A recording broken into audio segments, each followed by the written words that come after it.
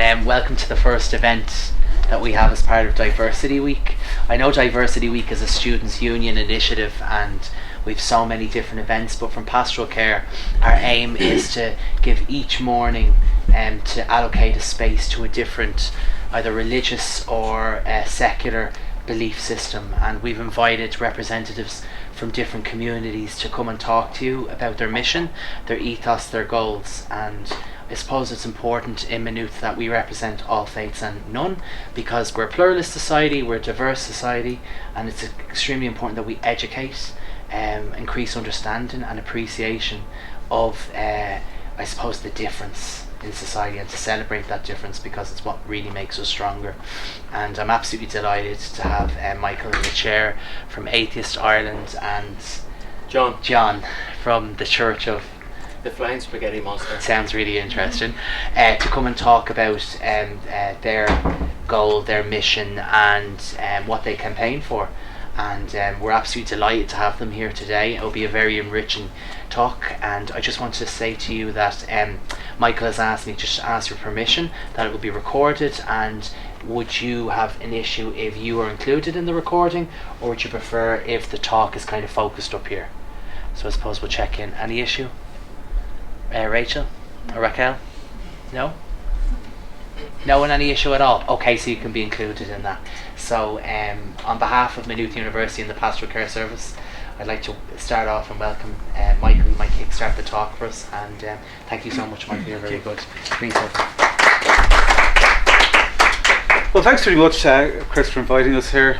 And I think it's very important that in terms of your role, which is essentially an evolution of the role of chaplains in institutions, that if there is such a position, that it shouldn't be restricted to one belief system, and should be about all beliefs, including non-religious philosophical convictions.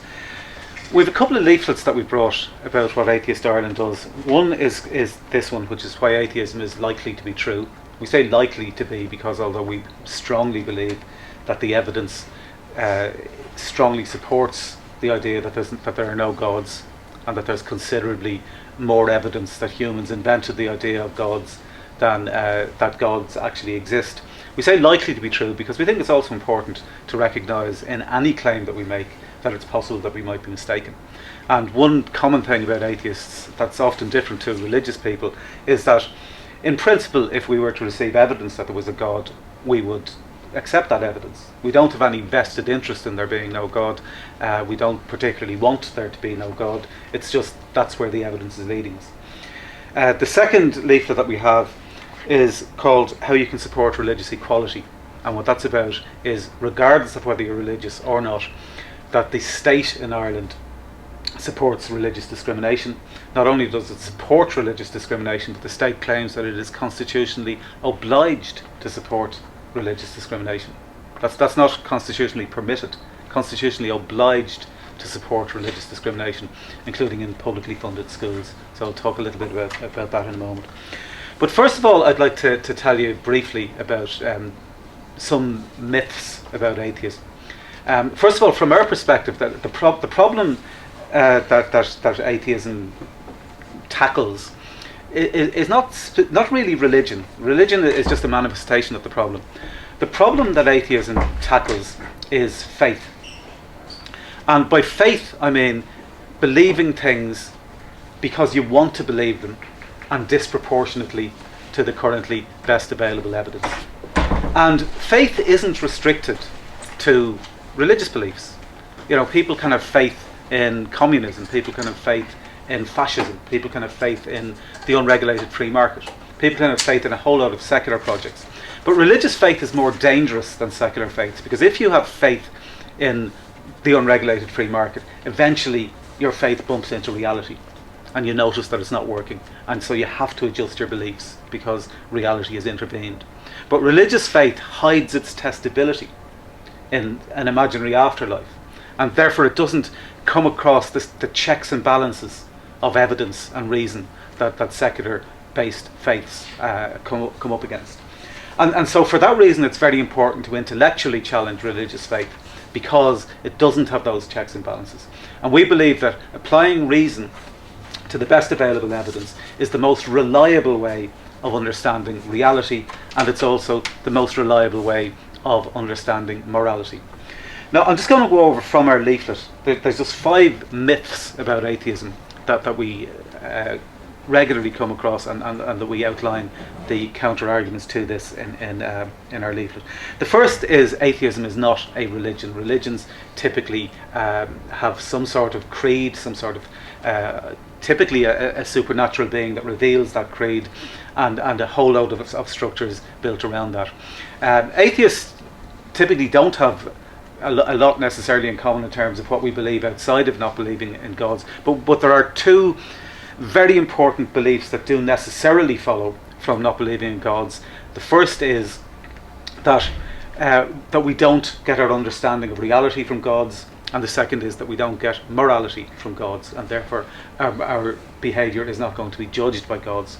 Now, those are very significant foundational worldview beliefs, particularly in a world where most people believe the opposite. But it doesn't make it a religion. There aren't any creeds on top of that. You don't have to believe specific things on top of that in order to be an atheist. The second myth is that atheism does not require faith. And I've touched on this already in my introduction, that we believe that atheism is consistent with the currently best available evidence, that it's far more likely that humans invented the idea of gods, and there's far more evidence to suggest that humans invented the idea of gods at a time when it was reasonable for people to invent these ideas, because we genuinely would have thought at that stage that that humans were at the centre of activity on Earth, and that Earth was at the centre of the universe.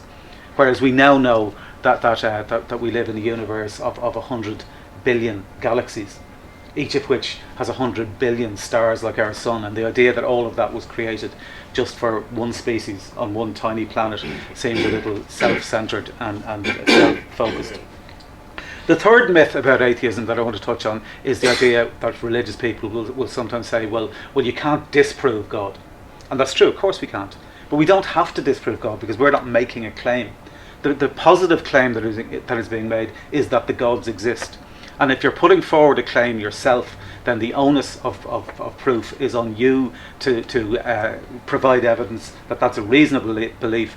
It's not the other way around. If I was to say to you that I believe there are 500 elephants outside this building at the moment, you're not going to believe that. You can't say you can't disprove it from here without going out, but it doesn't matter. The onus of proof is on the person who's making the claim. You're not going to believe it's a reasonable case unless I can provide evidence to support it. The fourth myth is that you can't have morality without gods, and that's probably the most dangerous myth that religion has managed to perpetuate. It's managed to convince a lot of people that religious beliefs are necessary in order to be good people.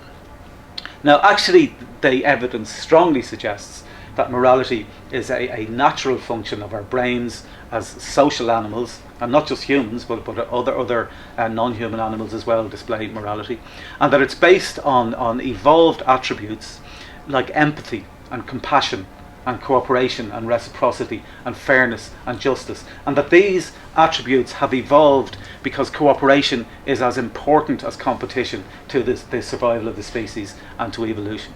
To use the most obvious simple example, if you have a species where the parents look after their offspring until they're able to take care of themselves, then those offspring are more likely to grow up and be able to reproduce themselves. The ones that parents that don't do that, those offspring will die out, and so gradually you evolve an attribute of parents loving their children. So there's a whole range of things where there are evolutionary explanations that are far more consistent than religious ones. In fact, we would argue even more strongly that religion corrupts that natural sense of morality by saying not only does morality come from these supposed divine revelations, but here are things that you have to do, even though it's clear that they're not the most compassionate or empathetic or fair or just things to do, but you have to do it anyway because somebody believes that they were told 2,000 years ago or 1,300 years ago that the creator of the universe told them that this is the way that you have to behave. So we think that it's important that morality is based on compassion and empathy and justice and fairness, and not on things written down in a book. The fifth thing that we want to say about atheism, and Atheist Ireland in particular, is that atheism is not about trying to ban religion. Most atheists, and including Atheist Ireland, we've no problem with people believing whatever they want to believe, organising religiously, whatever way they want to, as long as they're not trying to impose their beliefs on the rest of us. And by impose their beliefs on the rest of us, particularly, I mean, through the avenues of the state.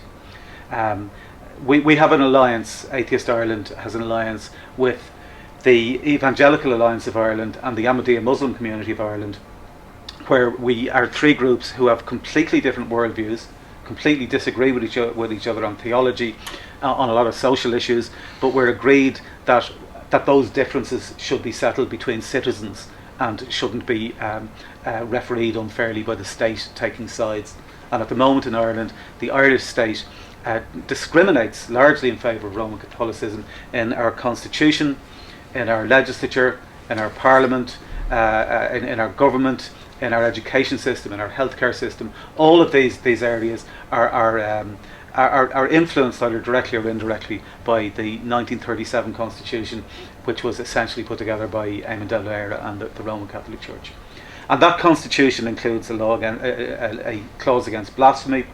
It includes obligatory religious oaths to become president or a judge or a member of the Council of State, which includes Taoiseach, Taoiseach, Attorney General, a whole range of high public office holders, which are out of bounds effectively to conscientious atheists, or indeed members of minority religions who don't believe in a monotheistic God, because they have to swear to an almighty God that they wouldn't believe in.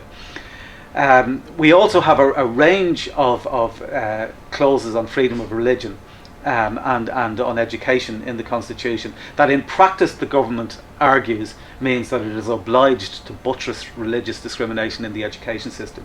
We have a unique education system in Ireland, particularly at primary level, where the state cedes control of the education system to private patron bodies, which in 90% of the cases it is the Roman Catholic Church, the local bishop. And those patron bodies are then entitled to run the schools according to their own religious ethos. Now, it's not just that they're entitled to have religious classes under their own ethos. They're entitled to integrate their religious ethos throughout the entire curriculum, throughout the entire school day. So nature study, children will be told that God created this, that and the other. In music, they're learning hymns. In art, they're drawing religious pictures. We've even seen it implemented in English classes and grammar classes and things like this, where children are learning sentences and sentence structure, and one of the sentences that they have to learn for the sentence structure is, "We should believe what it says in the Bible." You know, there's just some extraordinary stuff where the religious ethos is integrated into the rest of the curriculum. And the difficulty with that is, although parents have a constitutional right to opt their child out of the formal religious instruction classes, and even that the schools will make it difficult to do. They'll say, "We don't have the resources, you have to sit at the back of the class. If you want your child to actually leave the room, you have to come and take him out yourself for the period." But even outside of that, even if you could effectively opt your child out from the formal religious instruction classes, you can't opt your child out from the entire curriculum. So it breaches a particular human right, which is the right to ensure that the education of your children is in conformity with your own philosophical convictions. Now, Atheist Ireland is involved at a range of levels. At the United Nations level, Council of Europe, we're meeting with the Council of Europe this week. A month or so ago, we were over at Geneva when the UN Human Rights Council was investigating Ireland. We in fact became the first atheist group ever to address the full United Nations Human Rights Council under a universal periodical review of a country. In Geneva. We go every year to Warsaw for the OSCE, which is the Organisation of Security and Cooperation in Europe, for their annual human rights conference. We base all of our political policies on human rights principles, and that means we're not arguing for atheism. In fact, we would be as strongly opposed to the state supporting atheism as we are to the state supporting religion. So we've been focusing a lot on Catholicism here, because Catholicism is essentially the religion that the Irish state gives preference to and gives privilege to. But we're also involved in a group called Atheist Alliance International. John here is the secretary of Atheist Alliance International, which is a group of atheist groups around the world itself. self-explanatory what it is. But I think it's important to note that internationally, Catholicism is not the most harmful religion at the moment. The most harmful religion at the moment, in terms of abuses of human rights, and this is consistently shown through human rights studies, are countries where Islam is both the state and the state religion. Now, this is not a comment about Muslims. We think it's important that we should respect Muslims as individuals. We should respect Muslims' rights to believe whatever it is that they believe.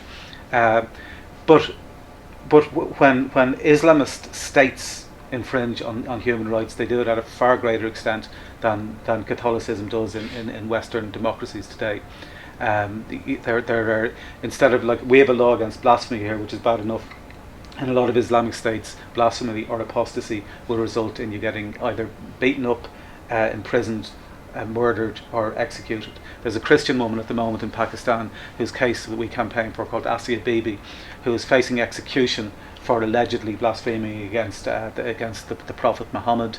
It seems to have been, as is often the case in those countries, a row between neighbours that got out of hand and somebody threw in a blasphemy accusation. Two politicians in Pakistan spoke out in her favour. The governor of Punjab, who was a Muslim, and the minorities minister in the government, who was a Christian. Both of those were murdered for speaking out for Asia Bibi. One murdered by his own bodyguard. And when the bodyguard was taken to court for that murder, there were other lawyers there throwing rose petals at his feet as he came in to be tried for that murder. He was found guilty.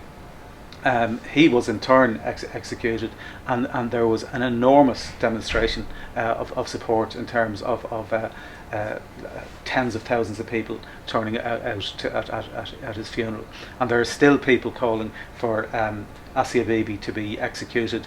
There was her trial, her appeal keeps getting postponed. It was most recently coming up just about a month ago, and one of the judges recused himself at the last moment for being involved in a related case, and so it's still going on. But at the time, just in the run up to it, we were involved in a campaign to try to raise awareness of the case internationally. There was a hashtag, Hang Asia, trending on Twitter from Islamists who were countering the attempts to have Asia Bibi released and not executed. So certainly, if you look at the human rights abuses on the basis of freedom of religion, not only are Islamist countries, and by Islamist I mean not individual Muslims, but the imposition of Islam by force, most of the victims of Islamist human rights abuses are Muslims, gay Muslims, female Muslims,